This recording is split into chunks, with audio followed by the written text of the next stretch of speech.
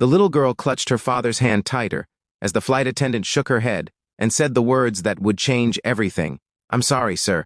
You're not permitted to board this plane." And just like that, in front of dozens of staring passengers, a tired single father felt the world crumble beneath his feet.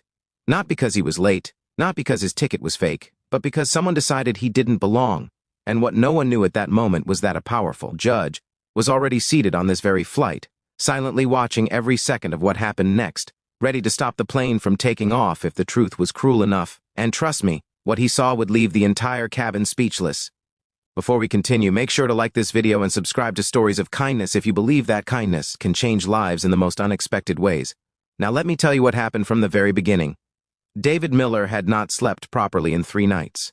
Not since the hospital doctor told him that his 6-year-old daughter, Lily, needed immediate treatment for a rare heart condition, and that the only specialist who could operate in time was in another city thousands of miles away.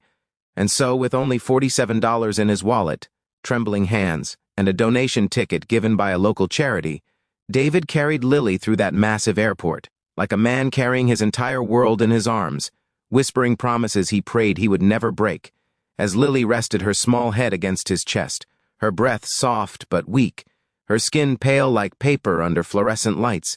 And when they reached the boarding gate, David exhaled for the first time in days, believing they had made it, believing hope had won.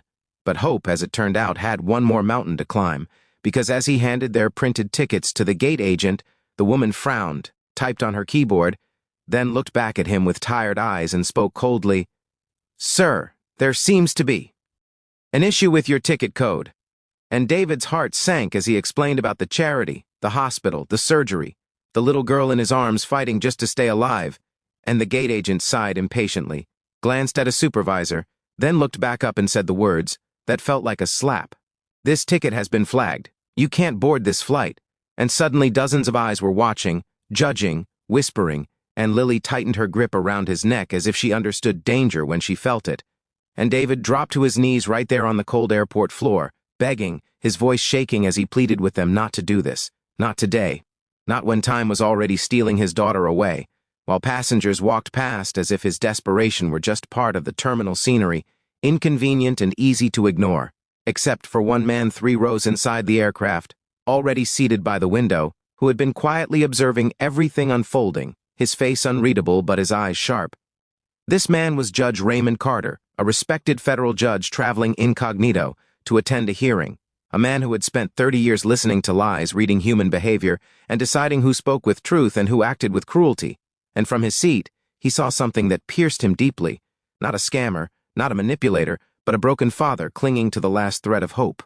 And when Lily began coughing uncontrollably and panic rushed through David like fire, Judge Carter stood from his seat, walked down the aisle against the flow of impatient passengers and stepped off the plane right onto the jet bridge, where he approached the trembling father and knelt beside him, gently speaking to Lily first, offering her water, then standing up and locking eyes with the supervisor and saying, "This man is not going anywhere, and neither is this plane," causing murmurs to ripple like shockwaves through the cabin.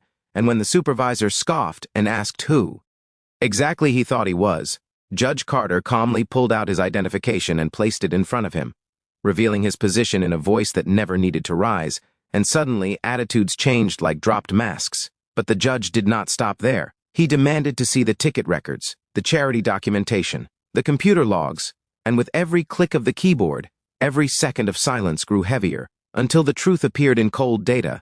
The ticket had been mistakenly double-flagged by the airline system, automatically categorized as suspicious, simply because it was donated and not purchased directly, and once exposed, the air went silent. And Judge Carter turned to David and said softly, "Sir, you're cleared to board."